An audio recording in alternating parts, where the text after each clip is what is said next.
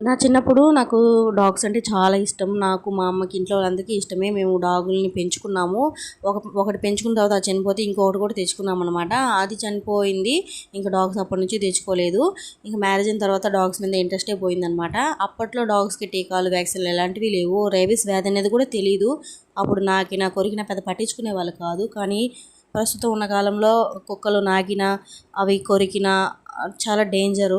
Rabies అనే వ్యాధి వస్తుంది. కాబట్టి జాగ్రత్తగా ఉండండి. మొన్న ఒక వీడియో చూశాను. వాళ్ళమ్మ ఒక పిల్లవాడిని తీసుకెళ్తుండగా చెత్త కుప్పలో ఉన్న డాగ్ వచ్చి మరీ పిల్లాడిని కొరికింది. అంటే కొరకడానికి ట్రై చేసింది. వాళ్ళమ్మ ఎంత పైకి ఎత్తుకున్నా సరే వాడిని కొరకడానికే ట్రై చేస్తుంది. నాకైతే చాలా బాధేసింది. కాసేపట్లో వాళ్ళ నాన్న రాకపోతే అసలు పిల్లాడు ఏమైపోయేవాడో.